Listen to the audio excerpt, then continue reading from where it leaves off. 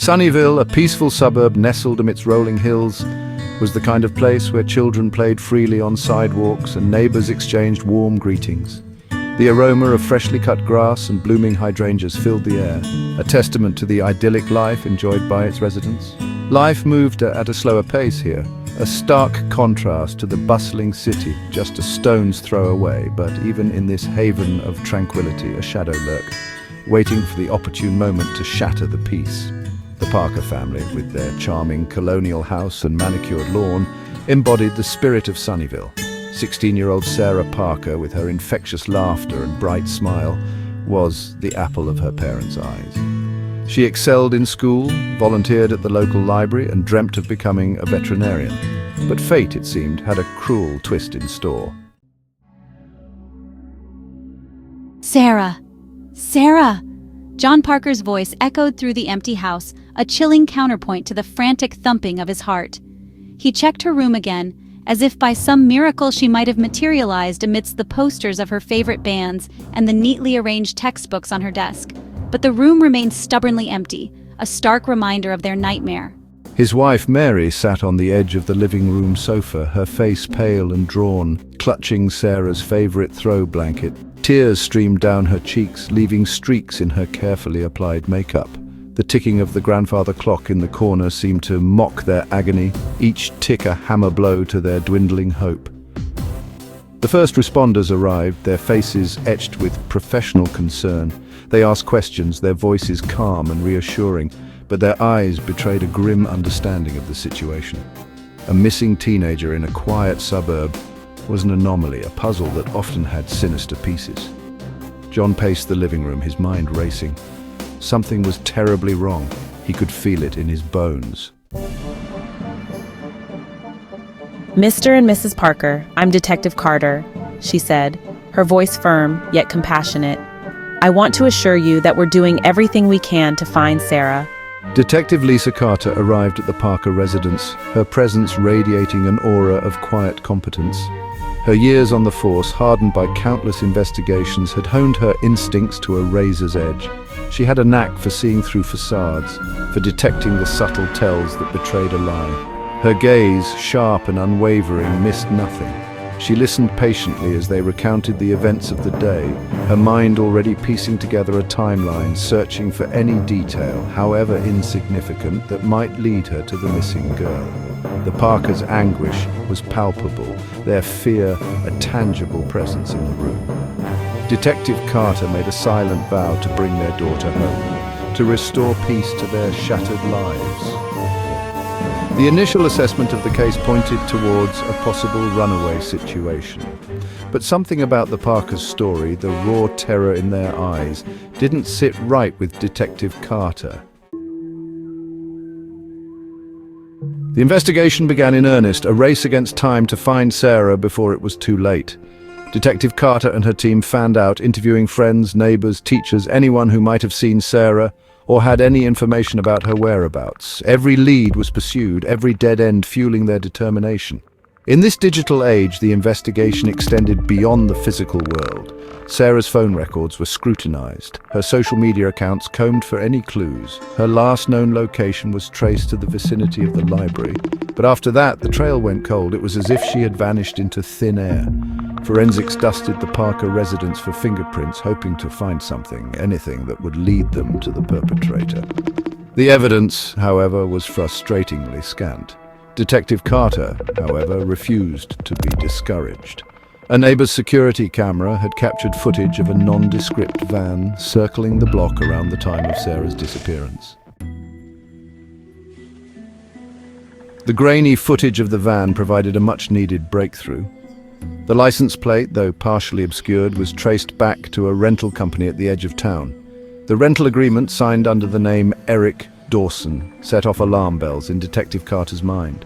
Eric Dawson, why does that name sound so familiar? A quick search of the police database revealed Eric Dawson's unsavory past. He had a prior conviction for assault and had been a person of interest in a missing persons case a few years back. The case had gone cold, the missing girl never found. Could this be the same MO? The same predator resurfacing to claim another victim? pieces of the puzzle were falling into place, forming a grim picture. Eric Dawson was their prime suspect. The investigation intensified, fueled by a mix of urgency and mounting dread. Eric Dawson's apartment yielded no significant leads, only the lingering scent of stale cigarettes and a palpable sense of evil. It was clear that he had been planning this abduction, that Sarah had been his target all along. We need to find her, and fast. He's been planning this for a while. The media frenzy surrounding Sarah's disappearance reached a fever pitch, the story dominating headlines and news bulletins. The once peaceful town of Sunnyvale was now under the harsh glare of the national spotlight.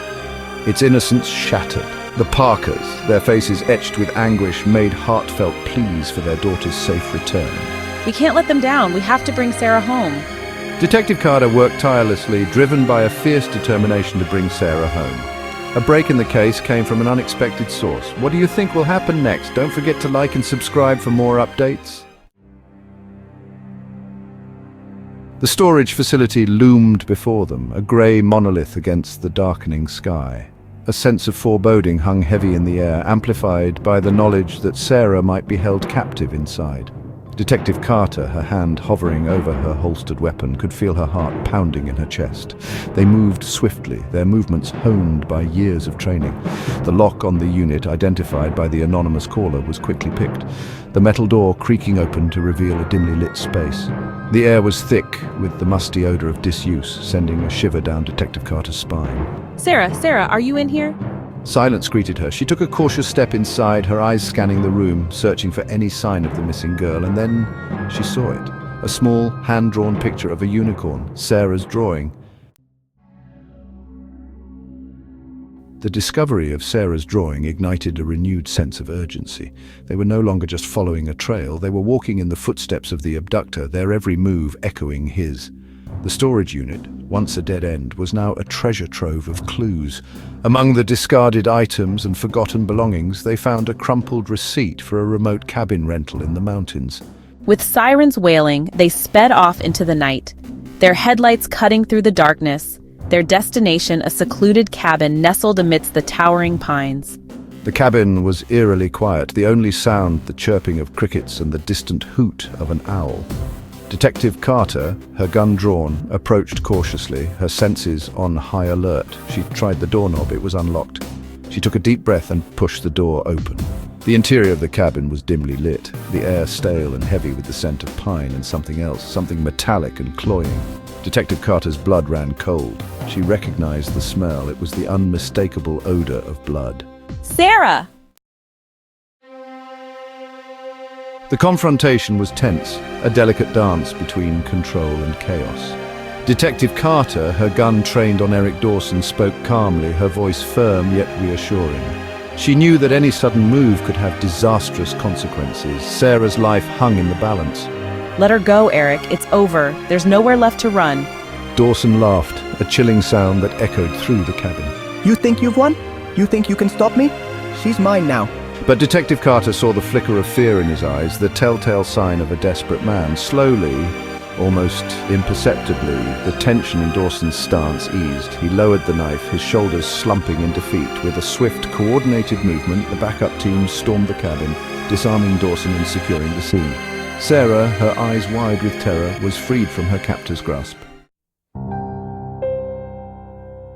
The aftermath of the abduction was a time of healing, both for Sarah and for the community of Sunnyvale. The scars of that harrowing experience ran deep, a constant reminder of the darkness that had threatened to consume them. But amidst the pain and fear, there was also hope, a testament to the resilience of the human spirit. Sarah, surrounded by the love and support of her family and friends, slowly began to piece her life back together. The road to recovery was long and arduous, marked by nightmares and flashbacks, but she faced each challenge with courage and determination. The community of Sunnyvale rallied around the Parkers, offering support and solace during those difficult months. Detective Carter, hailed as a hero, found solace in knowing that she had made a difference, that she had brought a daughter back to her parents and helped a community heal. She knew that the fight against evil was never truly over, that there would always be those who preyed on the innocent. The sun dipped below the horizon, casting long shadows across the city. Detective Carter stood at her desk, her gaze fixed on the photo of Sarah Parker, her smile radiant, her eyes filled with life. It was a constant reminder of why she did what she did, of the importance of her work. The city never slept. Its streets a labyrinth of human drama, a tapestry woven with threads of joy and sorrow, hope and despair. But for every predator lurking in the darkness, there were those who stood watch, guardians of the night, sworn to protect and serve. Detective Carter was one of them, her badge a symbol of hope, her dedication unwavering. She knew that the fight for justice was never easy, that it often came at a cost, but she was prepared to pay that price, to stand as a shield against the darkness, to be a beacon of hope in a world that often seemed shrouded in shadows. What would you do to protect those you love? If you enjoyed this story, don't forget to like and subscribe for more mysteries and tales of heroism.